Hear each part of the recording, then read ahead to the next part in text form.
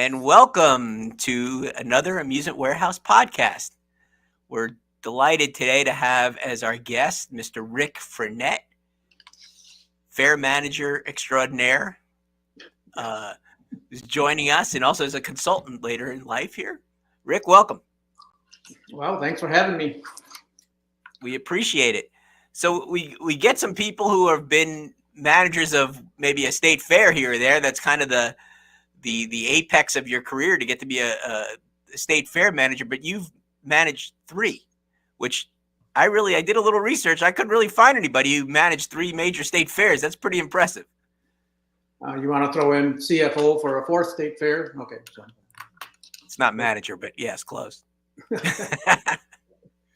No, I guess it's just my career just kind of, who knows what direction they go in, and worked out fine. So just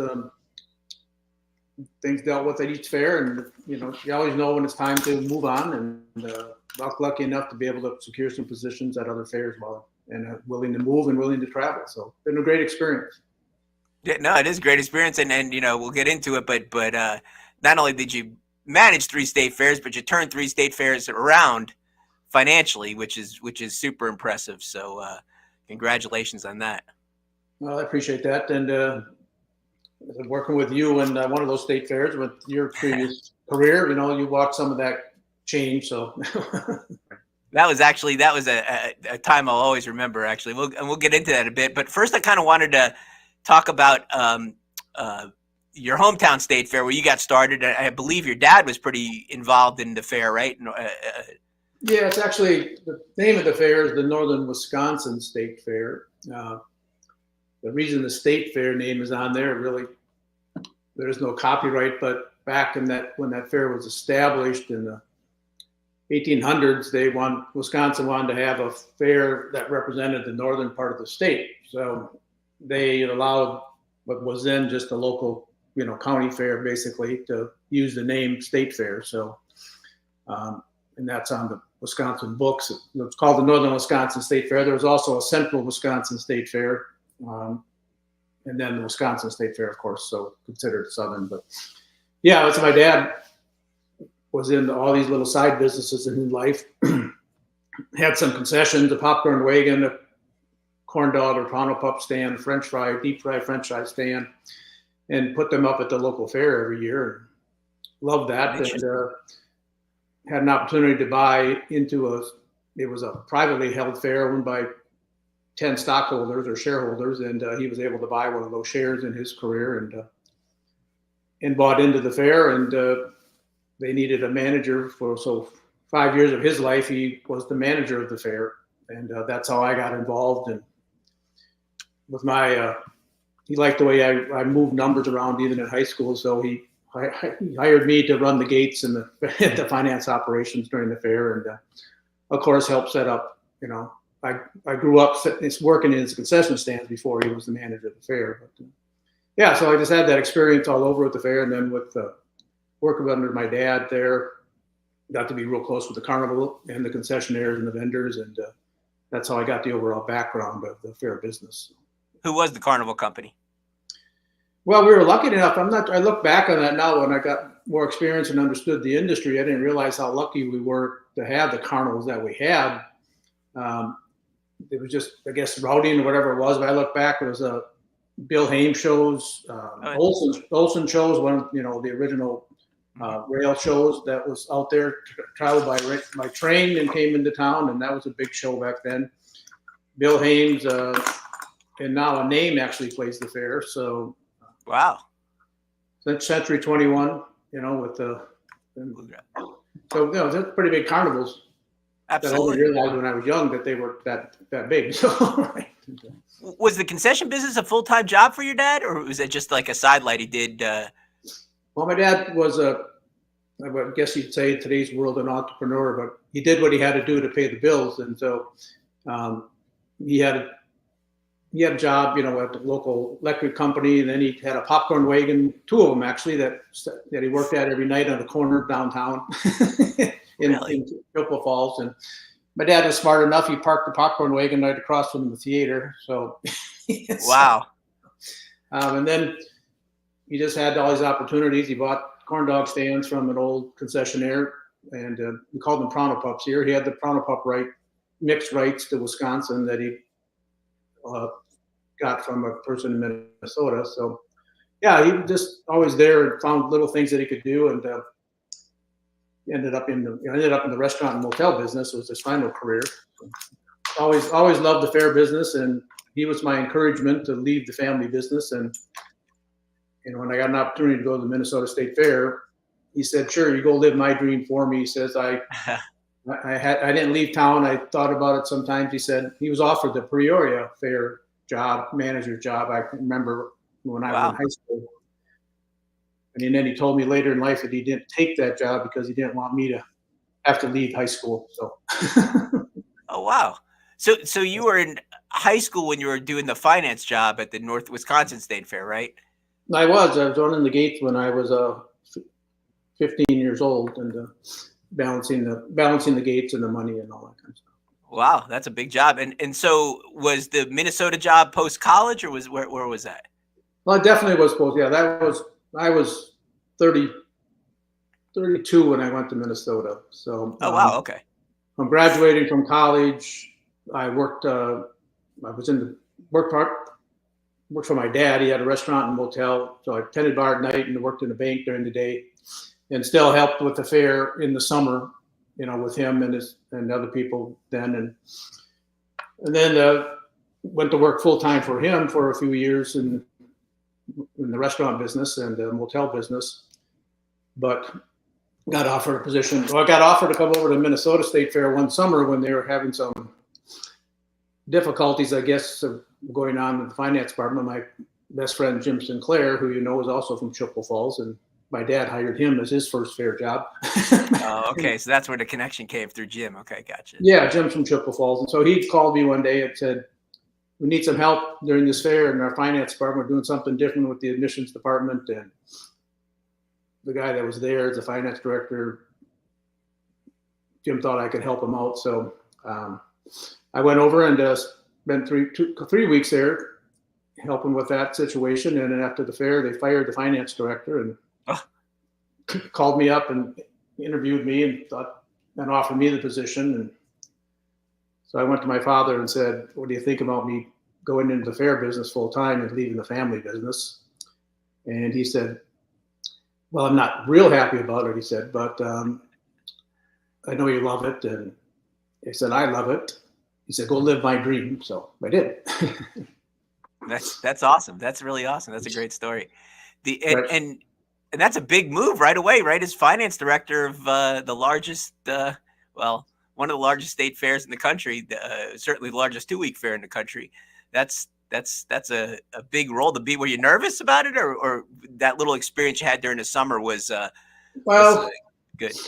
I knew it. I mean, yeah, it was I was nervous. Yeah, I was young, and but I have, Jim Sinclair was there. He'd been there for a few years, and I knew Mike Heffron, who was the manager at that time, and decently well through the zone meetings and different things that my dad would take me to, and he knew I didn't have a CPA or anything like that. He said that wasn't needed. I just need somebody that understands the books and understands the numbers, and that's what I did with my dad businesses. So yeah, it was nervous, but you do what you have to do and you learn it, and go from there. So then we were all young enough there. Back Jerry Hammer was me, Jerry Hammer, and Jim Sinclair basically, and some other people that were part of that little group that we were young and worked together to try to make changes and grow the fair. And I think that's pretty evident of what's happened at Minnesota over the years. Absolutely. 6 years when you're later, tackling that finance job, what do you look for first? I mean, what did you learn when you were there? Like, what's the most important thing to look at? How do you approach it? Yeah, when people ask me about what I know about the industry and stuff like that, when I say I'm the my finance background, I said, and I'm working some of my consulting right now. I'm working with the fairs and working with their finance people. It's just because really the finance department touches every aspect of it. When you look at what the fairs are and the events beyond the fair, but the fair mostly, you're generating revenue, and the finance department has to be part of that. They have to make it work. They have to make sure that everything balances and nobody's stealing from you. All the controls are in place. And so you have to understand every aspect of it. And especially when the fairs are, when we're at Minnesota, we decided to go to the percentage with concessionaires. So that was all, it's easy to say, let's do it, but then it takes the finance department and I know the finance director to write the procedures of how you're going to audit them, how you're going to get the 10% or whatever it is, and make sure they're not make sure they're all telling you the truth. Whether you want to go to a cash system or a ticketing system or a cash register system and all that kind of stuff to try to keep everybody honest. Yeah, so that's where I really got my hands on understanding every aspect of the business, because I had to deal with everything was revenue generating. And then you had to think about, like, as a marketing guy, I struggle with this sometimes with finance people, is do you use a static system or a dynamic system? In other words, if I spend an extra $10,000 on marketing, is that just $10,000, out of the budget? Or can we say, okay, well, hopefully if we spend 10,000, we're going to draw this many more people and it's going to generate this much more money. And, right. Some finance people, they're just, it's just an expense. But, I think a good finance person. That's part of it. Anything you do, you have to forecast and try to, you're right. You know numbers pretty well. I know that. And what you spend, you better be able to prove that it returned tenfold on that, so, and how you analyze that and how you make that understand that's what you have to show people. So, it's a game, not a game, but it's a thing I love to do. I love to analyze that kind of stuff. And that'll work for me as I worked with the other fairs that had some financial situations when I came in. It's just sit down, analyze the numbers. What can we do to make that return, that investment, have a better return? And what do we have to do? Is it customer service, or is it better product, or whatever it is? And then turn around and look back and say, okay, that worked. This is what we could do here. So, and you got to get everybody on board. It can't be an individual thing. Everybody has to be working for the same goal. So, absolutely, that Minnesota State Fair is iconic in our industry. Obviously, it's a lot of people, it's their favorite event. What do you love about the Minnesota State Fair? What did you come to love when working there? Well, working there, it was just seeing the people. The things that's what I guess I love about the whole fair industry is that every year you get to plan an event that's appealing to, millions of people at the fairs you work with, or a small amount of people, but you get to see what they enjoy, what they don't enjoy. And then you get to start over and make changes for the things that worked or the things that didn't work. And get to see that happen next year. Different in a corporate world where they throw a project at you, you do the project, it's done, it goes away. You never see it again. The fair industry, you continue to improve and you continue to make things good. And if you got young, creative, it's not to be young, but creative people that are willing to look at that aspect of it and see what's good and what can be better. And I think the environment, that was created at Minnesota from, hiring the people he did and see what they've done. Jerry Hammer became the manager, Jim Sinclair, basically, revolutionized the independent midway world, which I was part of planning that whole thing. I just happened to leave the year before we implemented it, but all those procedures of ticketing and weighing tickets and balancing the money and doing all that and writing 40 different, 50 contracts all came out of the finance department. So, that's, we got to be creative. You got to, be willing to make mistakes too. My dad always said, you're going to make mistakes, but you better learn from them. If you can't learn from your mistakes, then you're going nowhere. So. Yeah. I was just going to touch on the independent midway thing. So that was, I know Dallas existed, but it was semi-revolutionary. You had Royal American shows for forever. I don't even know when they started there. It was a long time. And forever, right? I know at the end when they were sort of in their decline, what was the process and the decision-making that went into that? And how did you come to arrive at the decision to go independent? Especially during Labor Day where everybody's kind of busy. So it was a little bit of a risk, I guess. Yeah, I guess a lot of research. Again, I think Jim was involved with, doing the contract with Royal American and making all that work. And then Royal American wasn't, when they lost some of their management, they weren't moving forward, and we knew the contract was coming up, and I think, everybody sat down with management, and rather than sending out a proposal, I think there's enough experience and enough knowledge that we felt we could probably, just talking to everybody, book enough rides on your own and games and make it work. It wasn't as big first year as it is now, but it was just going out and talking to different carnival, owners, and seeing if they'd be willing to. And there was some independent in the beginning, but that's all they had. But it just worked. I mean, the timing, actually, that Labor Day weekend was a good time, is what we found out, because there was people traveling, and it is a busy time of the year for fairs, but there was enough extra equipment around that could fill in the void. So. And then you got the theme a little bit with what you called the midways. You really got to make it part of the fair itself, instead of just, hey, the carnival's over there, and Right. this is now you had a theme, you had a existing signage and flags and all that stuff, which made it neat.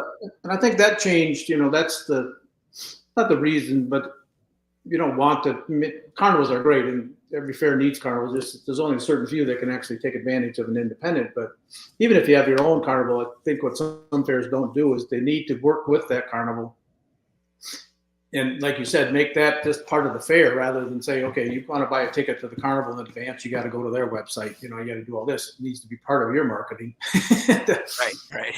And work together that way. And not enough do that because they don't have the staff or the experience to do that. But that's what the Independent Midway did. You're right. It just turned it into an opportunity to like I said, setting that part of the fair. It's on your, prepaid tickets, on your prepaid, anything you buy your Midway stuff, along with your grandstand, along with your gate admission, along with your food coupon, whatever you have to do. It's all in one thing. It's all the fair, so. And I'm assuming you ran a bunch of projections as far as financially how you guys would benefit from the Independent Midway, and that those came true. Were you close? Were you close, Rick, on your predictions? How'd you do? Well, I was low, I think. So nice. But we knew it wouldn't be, based on just the percentage and stuff that was coming back from Royal, from Royal American at that time, and I think back at that time was based just on rides. So you didn't know the food and game, revenue. Those things you had to kind of, because they weren't going to tell you that stuff. Oh, really? So you just were getting paid on the rides and not on the food. I remember, right? Yeah, I mean, that's a while ago, but I'm pretty sure we were just getting a percentage of rides back then and getting footage, for games and food. Okay.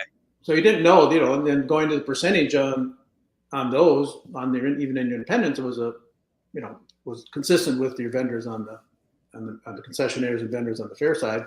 Yeah. But it was a whole new thing, so you really didn't know the numbers. And I remember, and that was kind of part of it, even when we went to 10% on the vendors and concessionaires on the fair side, the numbers were higher than we thought they would be, and over and above footage, and ended up being the same way with the Midway. It's just like, okay, these guys are, there's some cash going on here, the games and that food that we didn't know about. And now we get a piece of it, but we're also going to promote it. We're also going to sell it. We're going to drive business to them that they never saw before. So the flat that you were getting was nowhere near the 10%, basically. No, the footage ended up right. Wasn't even close. Yeah. That's because I think at a lot of fairs, it probably is a fairly close thing at some fairs, but Minnesota is extraordinary as far as food goes. I mean, but I think to sell that, I mean, that's sometimes people balk at a percentage, and I remember that. But if the fair takes the time and their money and effort to market the fair and bring more people in, that's where the whole new foods and all that kind of stuff is. Like, hey, you come up with a new product, we'll market it for you, we'll make people come, we'll generate more business for you. So to share a percentage of that, rather than the footage where, that, and also the percentage is based on, your sales. Where if you pay footage, if it's rains out 2 days out of 5, you're still paying that fee. Where if on a percentage, we're both taking the risk. So we both have to make it work. Yeah, I guess the other benefit is the only way to to generate more revenue for the fair is to book another concessionaire, which would hurt the existing concessionaire. So the percentage game, as long as it, that's the debate. Is it fair? Because some fairs, I mean, you know them, I know them, go crazy with the percentages. 10% you can work with. You can definitely be good. But then you get some of these, fairs, they charge huge percentages or purportedly charge huge percentages. They, I'm not sure what they actually get in the end, but they get something, but they're either going to make sort of liars out of the concessionaires, or the concessionaire is going to leave, or, whatever might happen. Everybody's got to make a living. I think that's a common refrain you hear. Yeah, that's true. And the 10%, I mean, that's not out there anymore. I know that even in Minnesota, but yeah, the thing, right, going to percentage, I feel that I always felt that if people are going to spend so much money, and whether you have 10 concessions or 100 based on your space, but the things you can do if you go percentage is that, instead of just selling, like you said, selling fence to fence on whatever you can squeeze somebody in because you're going to get some flat rent out of them, you have less concessionaires with great products and can serve a lot of people, so you open it up, you create more seating areas, you create more creature comforts and customer service. People stay longer, they spend more, they might have 2 meals there rather than one. And those, and the money's being spent, so the percentage becomes the same, revenue back to the fair, and the concessionaires that are there are making more money. So that's how, and there's, working with some fairs, working with a fair right now, a big fair that knows that's, their future needs to be to reduce their concession numbers and create more, comfort for the guests so that they will stay longer and spend more money at the other ones. But, they're still old school where it's basically fence to fence, crowd them in concessionaires with no place to sit down and eat the food that they're selling. Right. But coming from a finance guy, that's encouraging because, a lot of people don't think that way. They just think more, more is more. And they don't, because it does take a little bit of a leap of faith, but you believe in it because you've seen it. You know that if you put the concessions there and you give them a place to sit and you have people stay longer, the satisfaction is going to go up. They're going to spend more money over time, and it's real. But it does take a little bit of a leap of faith to believe that that's going to happen. It's tough sometimes. Yeah, and for me, even after my career managing fairs and the last 7 years doing the consulting, I mean, I've learned a lot more about how other people think and what they do, and not necessarily my ideas and my thoughts are the best, but I'm able to analyze what they're thinking and bring some of my ideas and thoughts to them. And we talk about same thing with number of people. All the small or large, a lot of fairs concentrate. We got to bring more people in. We got to bring more people in. And that's why I get tired of all the press asking, well, are you up from last year? Are you down or whatever? I mean,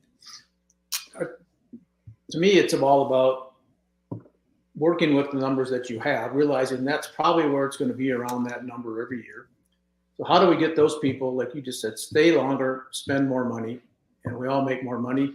We can handle it. There's no long lines. There's no, disconvenience, or that's not even a word, but inconvenience, like, trying to get into the parking lots or doing whatever. You take care of all that kind of stuff.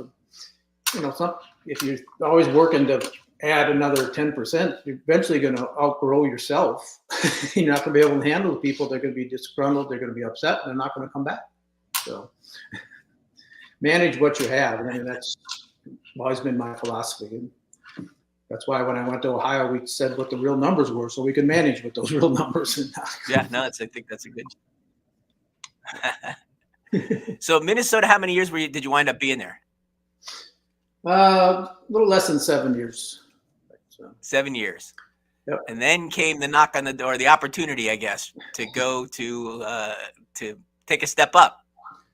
Yeah, well, and that was a tough decision in Minnesota to make because we were all working together well. But I kind of saw that. I mean, I wanted to be a manager after 7 years of working with Minnesota, and I hadn't applied for any jobs. The Ohio job came out they were looking, posted it nationally or whatever.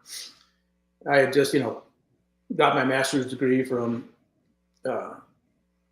there in finance, and they were looking for that as part of their requirements. And I said, well, let's put my name in there and see what happens. And went and interviewed, and there were some pretty strong people interviewing that same room. And Cindy Hoy was there. I remember she was now the manager of the Indiana State Fair, and Pat Lloyd was interviewed back then. There's some people there that have become, managers other places, very successful, and they had a real bad year the year before. Yeah, that they had to do some things with, and their finance situation was not good. And so I was gonna say, like, set the stage a little bit. That was not like, oh, let me go manage the Ohio State Fair. So the Ohio State Fair for years and years was what they call a pay one price fair. So it was $5, I believe. It might have gone up at the very end, but it was something ridiculous like that to go in and ride all the rides. Right. And between them and Texas, they were always saying they got 3 million people, some ridiculous number that wasn't true. And, it just wasn't sustainable. So the year before you went there, they hired a guy who was I think like a car dealer, right? Billy Inman, I think his name was. Yeah, that's his name. And Used car dealer, right? He was, sorry? I said he was a used car dealer, yes. So. Used car dealer. And he sort of ripped the bandage off. He just went right from the pay one price to a more traditional outlook, and people were, crazed about it a little bit, and he took all the heat, and he was out the door. And so now the new managers kind of come in, but they still had the same underlying problems that existed, with Billy Inman. So it wasn't like, this was either a career maker, it could have been a career breaker too. So it was interesting. Yeah, it was definitely a risk. I think I look back, I was trying to think about why they hired me. I didn't have fair management experience, but I think the finance part of it was why they hired me. They also, I thought, I was young. Well, I was 40 years old, I guess, but young enough that I think there's still a very political fair was then. And I think the politicians then thought that, they could direct me a little bit more than maybe somebody else. But, so that was my first experience in that political realm. And it took me a while to get used to, what I had to say to the right people and what I had to do and how I could get my ideas and thoughts through. So it was in that first year when you're involved, that's when they switched carnivals, and amusements came in. And I remember my first situation was sitting in the room with the final interview with Amusements of America. I don't think I was there full time. It might've been in January during the Ohio Fair convention or something that I sat in on that last interview, and then the decision was made to hire Amusements. And so that was a change then. And then, just learn the political part of it. So it definitely, I look back, was a risk. I wanted to be the manager. I said, hey, this, right now is by attendance reported is the #1 fair in the country. So let's go for it. And, my wife was very supportive, and my family was okay with moving, and we packed up and went. And it was. I look back now, and there was some challenges. The press was all over that fair from the last year's fair. I remember the night that I accepted the position. It was Christmas Eve, I think, or 2 days before Christmas. Was it really? Yeah. And I had to take the phone off the hook because of the press. Wow. Columbus Dispatch and everybody calling you. Yeah, the TV stations and all that, wanting to know immediately, what I was going to do and what I was going to do and how was I going to do. I finally had to take the phone off the hook, and and everything I did for that first year. I mean, it's still that way in Ohio, and the press is all over it. And my mother made a scrapbook. They subscribed to the whatever paper in Columbus Dispatch, I think it was. Yeah, Dispatch. My mother made a notebook that ended up being about 6 inches deep of every article that had me in it, things I did, things that they tried to make look terrible, look bad, or look good, or whatever. And then of course, as you know, and I guess I'll bring up my own stories, I'm sorry, but I made the decision that people needed to know the true attendance of the fair. So we can't operate trying to compare 3.5 million people reported on an annual basis when we're showing a revenue of, less than $3 million or whatever, so it's especially after the year before when they still had that bad year and people knew there was nobody there Right. at the fair, and they still reported 3 million in attendance. So It's insane. they were told the truth, and there was some backlash from that, especially from sponsors and other people that felt that they were lied to, before, and they paid big sponsorship money for, getting exposure to 3 million people and all that kind of stuff. And but we only lost a couple of those sponsors, and we got through it. I actually think one of them sued us or whatever, or tried to, but really, anywhere. Yeah, if I look back, I can't remember who that was. But I remember I was doing a little press that first year, and Amusement Business asked me, it's your guys' first year in there with the carnival. How do you feel about going from 3.4 million to 800,000 people or whatever? I think it was the number you gave that first year. 949, I remember. 949. Okay. And I said, well, I don't know, but those 949,000 spent a whole lot more than the 3.4 million people did. It's like a thing. But I mean, do you hold the distinction of having the largest drop in attendance of any fair? Yeah, I've always, you probably know that, but a number of my speeches and stuff or whatever as introductions, I put that in my introduction that I'm the only fair manager that lost 2.5 million people his first year and kept his job. So that's right, and showed a profit. And showed a profit. Yeah, the revenues didn't change. I had all that the backup, just saying, hey, this number right here, but this is the real number. This is how much money we have in the bank, and that didn't change. In fact, some of it was more because the people. And was that your strategy? Like what priorities did you make for yourself as far as because you had a PR aspect to it and you had a finance aspect to it too. How did you go about tackling it?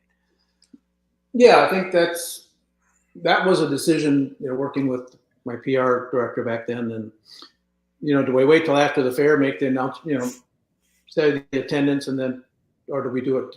Tell the press? And we had an official news conference and told them this is what's going to happen. And I told them what the anticipation was based on revenues of the years before and things like that I predicted it'd probably be less than 1 million that would, be an actual attendance of the fair, but that would be consistent with the years before, I said, I'm not trying to tell you that fairs, because of the way I'm running it, we're going to lose 2 million people that were here because they were never here. So we made the decision to tell them ahead of the fair that this is what was going to happen.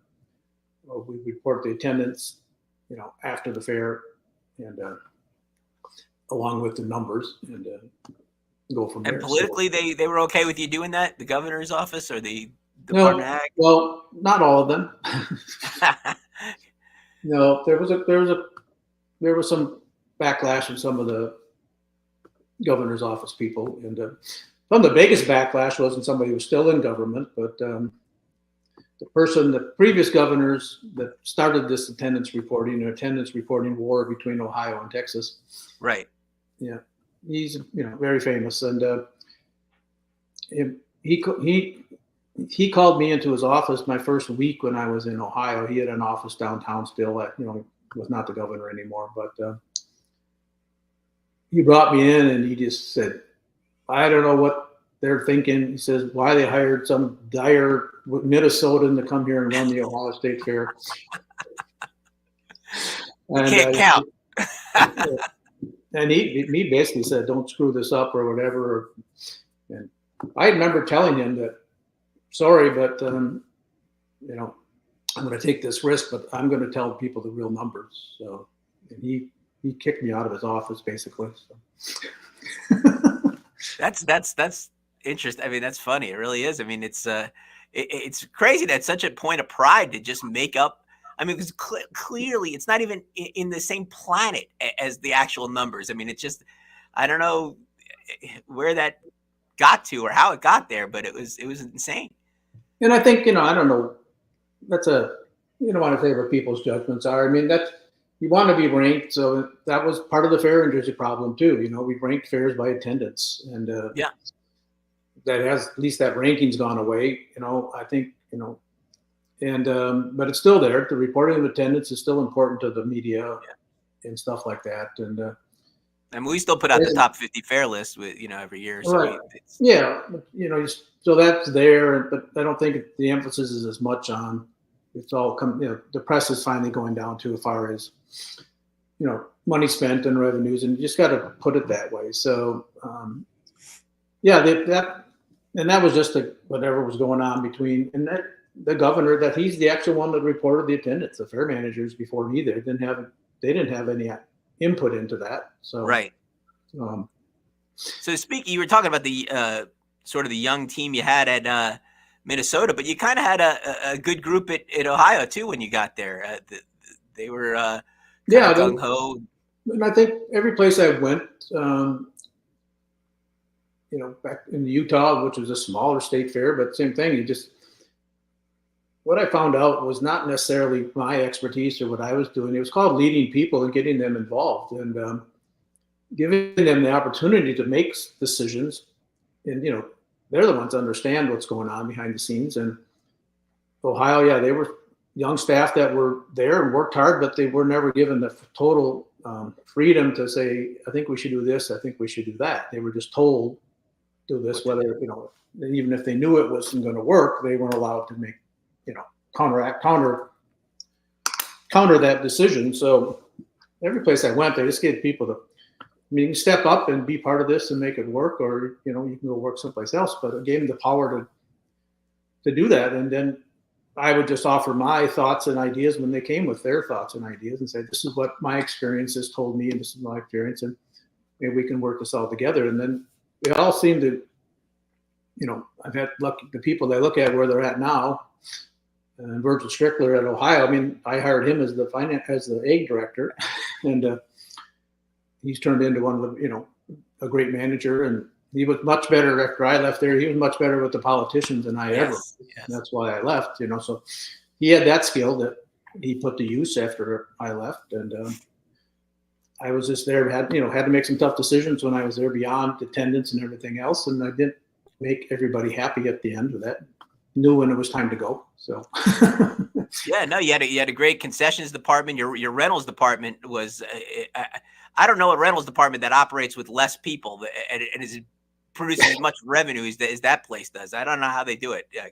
Yeah, they work hard, right? And they've been through their trials and tribulations too, and it's caused some grief, but some they stayed. You know the names, and I'm not sure we bring them up here, but Louis and Kathy that worked hard there, and and also over so many years, just politics and all that wear you down. So move on. But and now Peter King back there is.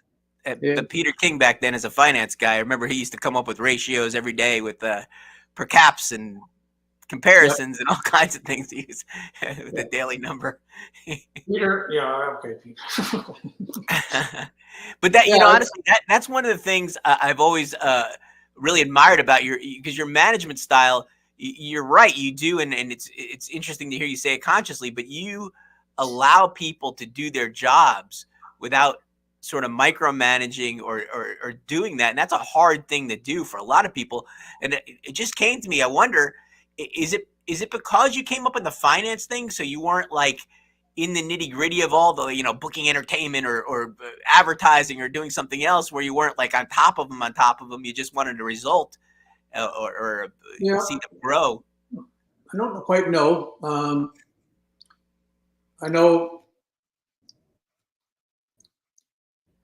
Yeah, I just it's more about customer satisfaction, and then I think and numbers were a barometer of that.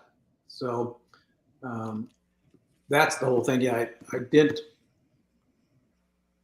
The dirty gritty would say I didn't lay out a lot. I didn't do it. I did some of that, but not a lot when I was young. But that's I didn't have to do all that. So at the same time, I was able to run numbers and talk to other people and make decisions, and then get my staff. And basically, the fair industry is great because we share everything. You're not competing against the fair down the street or whatever or the other state fair, except for attendance reporting. But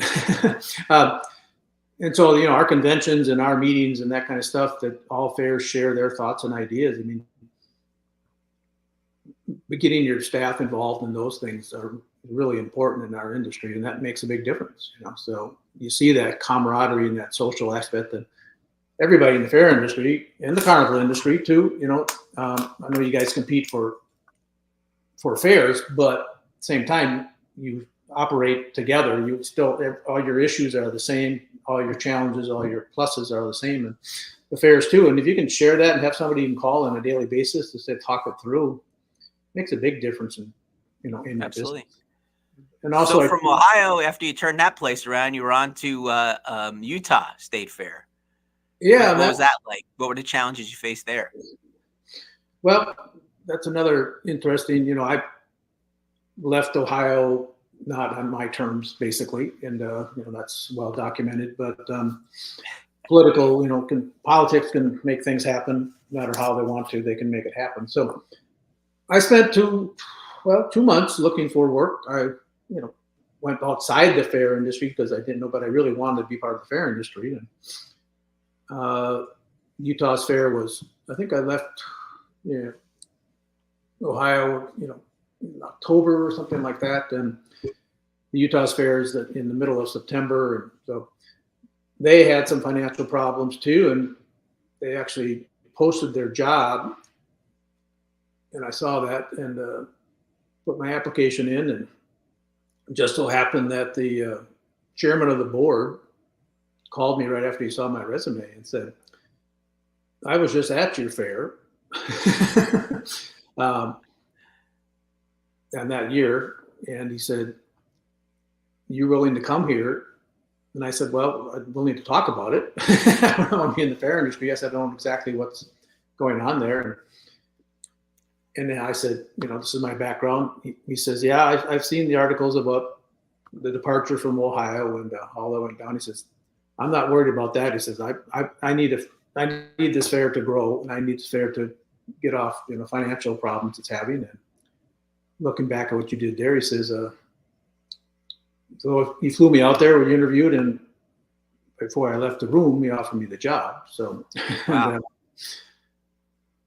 and I said, well, I need to talk to my family, but you know, and so, you know, you go into a fair, you know, from 1 million people to one, you know, that you take a bit, but it's only 60 acres for fairgrounds, which half of it was, you know, during the fair was carnival rides. But you know, we still had 200,000+ people there, and grew that. It wasn't when I came, but we grew that big time just by, again, customer service and convenience and managing the numbers and doing some things and bringing in, after the first year, brought in a better carnival.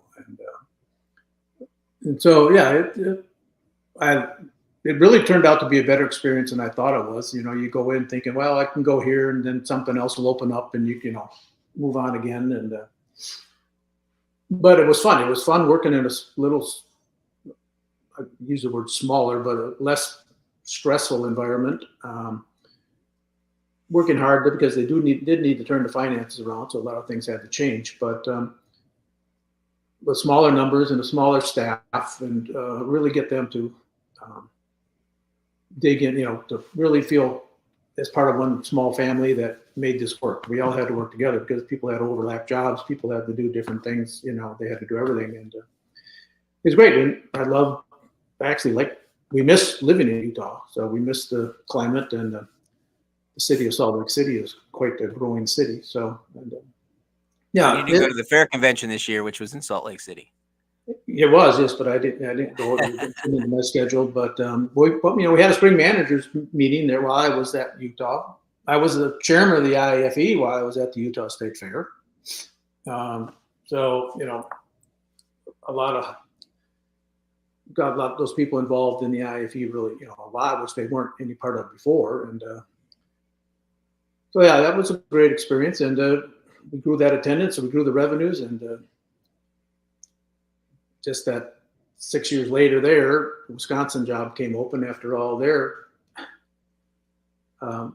They had some trials and tribulations with finances and different managers and different things in the political world there too. And that fair had gone through 5 managers in 15 years before. So they still go through managers, including me.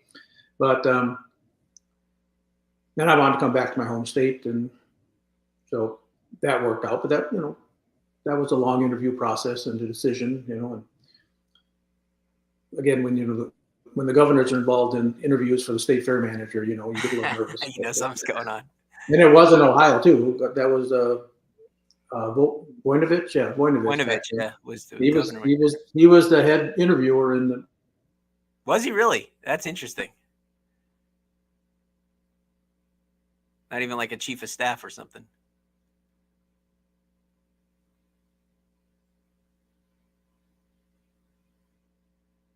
And, there we go. Okay. Yeah. I lost the connection for a minute there. Pause for a second. Yeah. So anyway, That must be intimidating. we go back to Ohio now. I mean, person that I had brought into Ohio, that was son of the Minnesota State Fair man. He's now come back to Ohio to be the general manager there. So Adam Heffron, yeah. So. Yep. That's pretty interesting because he was there a couple of years when at the beginning. So that's and now he's back in the circle. Adam's been around. He's had different jobs, and I think he's always wanted to be a manager, and that's why he kept moving around. So I wish him the best. Virgil left him with a pretty nice thing with a $50 million plus investment in the fair park. That's going to happen and is happening. Pretty close to a record year, though. That's the only problem. It's hard coming in after a record year. That's the thing, but you'll get it. Yeah, those things are. Look at the weather. I mean, people look at it. Takes a really, really bad weather to make things worse than what they were the year before. And you just have, as long as everybody walked out with a good taste in their mouth, and make that so work. Wisconsin, you took the job. You grew it to over 1 million people in attendance, right? Yeah, I did. It took, I think it was my 3rd year there that we reached 1 million park, right? So, and that, you want to ask why that happened? That comes down to that was the decision. They keep bringing up customer service. That when we did a survey and what people were upset about with the fair was the fact that, it was hard to get into, it was hard to park, it was hard. The gates weren't manned right. I mean, little things like that just weren't a good experience. Again, they had, filled the grounds with concessions and space, and people weren't comfortable. So it's just a matter of what can we do more to make this more of a convenient thing, and created park and ride lots and whatever else you have to do to get people to come to the fair without the hassle, advanced ticket sales and all those things. And so a lot of those customer service things. And then, you don't know this, you got to have something happen. But if you remember back when I can't remember that first year or second year, but the first year when the first night of the fair, we had the kids decide to cause problems on the midway. I was just going to ask you about that. Yeah, we ran them out that front gate, not, with police to get them off the grounds, but nobody thought about the fact that was on the north end of the fairgrounds, and for them, they're all urban kids that came out basically by bus or whatever to the fair. They didn't drive, and so to get to the buses, they had to go outside into the neighborhoods and back to the other side of the fairgrounds. So they decided to create a lot of vandalism and damage and things that happened, and so we immediately the next day got up and talked to other fair, talked to South Carolina and fairs that had implemented youth admission policies, and implemented a youth admission policy immediately. And again, thinking, well, this it's good for safety. What's it going to do for attendance of people? Because they got this news the first night of the fair that these things are happening, things are rough out there. It actually, again, became something that the people were always concerned about in the past. It was the safety at the Wisconsin State Fair. And as soon as we implemented that youth policy, it was like, wow, our attendance went up big time right away. It's one of those counterintuitive things, right? You think, oh, I'm going to restrict, it's going to go down, but the opposite happens. It goes up, because people feel safe. And the people were going home before that before I got there, they were coming during the day and leaving before nighttime because of, in the main entrance of Wisconsin, you have to basically, walk through the midway to get to the main part of the fairgrounds. And it's a big walk path and everything, but it's still there. And so walking through that at night, people didn't feel safe about it. So once we got a youth policy that eliminated some of the, 90% of the problems, there's always a few that are still going to do that. The people came out, you could tell you, they stayed longer, again, like we talk about. They probably ate more than once and enjoyed the midway in the evening rather than during the day. So that it was a big difference. And we just went on from there and said, okay, what else more can we do to make these people feel more comfortable here? Opened up more walkways, more paths, and those are all ideas that as a team, everybody came. And I remember when we started changing things like that, and the staff that had been there forever said, well, we wanted to do this for years, go from there. And I said, well, let's just do it and show them that it works. So the youth policy, the youth policy, the million attendance, or breaking 1 million attendance. So what were some of your other accomplishments that you could point to there as bullet points that you're most proud of, I guess? I don't really highlight what changes there because there's still things. I think there's things that didn't get done, which have happened now since I've been there. It's just I think the racetrack was always a point of contention in Wisconsin, and I was chastised because there wasn't any national races, and then at the same time I couldn't have them because the state would not spend any money on safety things for the track. So now the new governor and new administration has given the fair, at the coaxing of Roger Penske, of course, but he wasn't there back then. So they do now have a full-fledged Indy race coming this year, but they put $9 million in the track safety. So. What about the independent midway there too? You were. Yeah, I think that's the independent midway was important. The carnival that was there for years, and I knew it was not doing a good job. Part of that safety issue, then the people felt were part of the way that carnival was managed. Going in there with the experience that I had of helping putting together the Minnesota Midway, and knowing that the contract was up there and the timing between Wisconsin and Minnesota, just sat down with Mr. Sinclair and some other people and the carnival operators and said, we got an opportunity here to run from Wisconsin to Minnesota with some of these operators, and so we'd have a good base and go from there and work together on that independent. So, and go back to Adam Heffron. Adam was available in his job going around, and Adam had the experience with the independent midway in Minnesota too. So, and I needed also a person to run our big expo center and the year-round events, and Adam had that experience with his convention center experience. So I brought Adam Heffron in to help run the year-round stuff, plus get the independent midway off the ground. So he did a great job with that, and so we had some great operators that went from Wisconsin to Minnesota, which made it a nice move, and got people involved and got the other people to understand that that part of the world, our admissions people, the ticket sellers, and all that kind of stuff. So, and then was able to bring in a good managers on the grounds with Tom Atkins and Chris Walden, those guys. So that makes a big difference too, to have the right people with the total carnival experience to be in there with you. So yeah, that worked out good, and it was a great presentation, and people really were impressed with what we put together compared to what we had before. I mean, that didn't take much, So that's great. One question I want to sneak in that's not that sort of sexy, but non-fair rentals. How important are they to these fairs, and did you grow them at the place? Was that a priority for you? I know it's an important part of a lot of people's fairs budgets.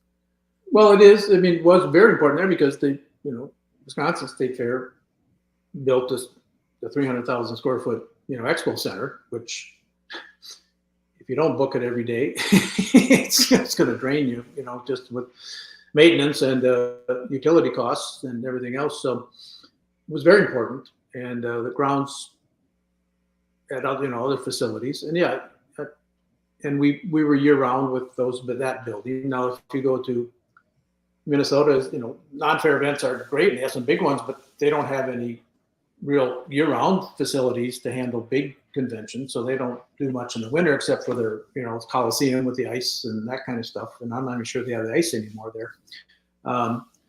So yeah, you just got to what your facilities are basically. But there's, not fairs have always, especially fairs that are small and have volunteer help and volunteer management, or if they even have just one manager, they don't show, that much profit. And if they have to maintain their facility, you got to have some other revenue sources. The fairs just have to be your biggest event, but you better have other events. And, a lot of fairs have gone to producing, like Spring Fair in Washington, Wisconsin, we had a fall weekend fair, just other little things that you produce yourself to fill some of the Food voids. drives. Have more revenue and get people to come and use the fairgrounds. Also, the importance of the non-fair in my mind is that the people that use it and come there for those other events, they better have this, you got to show them the same experience on your end, that it's easy to get into, it's easy to park, it's clean, it's everything else. So those people then relate that back to the actual fair and say, okay, that facility, it's a good place to go. We're safe, no matter what the event's going on. So, and then the smaller, I use this in my analysis of some of my consulting to this community fairs, as I call them, or the smaller fairs. So you got to turn your facility into a community event center, no matter how you use it, small meeting rooms or whatever, so that people, feel that this is part of their community and they're going to come and support the fair then just because they want you to be successful, so. Yeah, so it's a whole, I'm kind of rambling on here, but No, you're doing. I think it's an overall picture for everybody. You got to, when I went in also with the finance background, I love the fair business and that's the main goal, but you have to run it as a business. You can't just say, okay, we're going to put on a fair. People are going to come, and if we lose money, we lose money. We do that, and then not do anything to make it better. I mean, you got to run it as a business, and that's easy in a private situation, but not as easy in a political situation. Yeah. No, it makes sense. And of course, you're doing consulting now. We only got about a minute and a half left, but people, I think, need to know that they can contact you to get some advice on their fairs, and that even though you've managed 3 of the largest fairs in the country, you're not unaffordable even to the smaller fairs. So yeah, I remember when I switched this a minute and a half, I'd say, Ron, thank you for your help in helping me market myself. That first year I did this, and you gave me some ideas. It blossomed into some things that I never thought would happen, and I got my biggest focus in the last few years has basically been helping fairs get carnivals. Yeah, and work that's with a our tough thing carnivals and write contracts, and working with the Iowa State Fair and the Independent Midway. But I'm also at that age where a little bit of work is fun. Just keep my nose in it, and I'm very affordable if I want to push myself, because I'm not here to make my living anymore. I'm just here to be part of the industry, and I don't even advertise that much or anything like that. But Fair Advantage is what I call myself. So look on, go to my website. You got a website, a very nice one, very impressive one, actually. Yeah, so your resume, Rick, is. Yeah. I'm sorry. Your resume is beyond impressive. I really, really appreciate you taking the time to come on the show today and share with us your wisdom about all these events. And because I don't know anybody who has the experience that you have, in all honesty. I mean, I don't know anybody else who's managed 3 state fairs like that. But we got a couple seconds left. Do you want to add anything? But no, I appreciate this. I know we took a while to put this together, but I appreciate what you're doing to get information out there about the industry. And like I said, if I can make anybody's experience better, and that'd be great. And and I just look forward to going to fairs at my age and enjoying the fairs in a different aspect. So Thank you so much, Rick. We appreciate it. okay, thank you, Ron.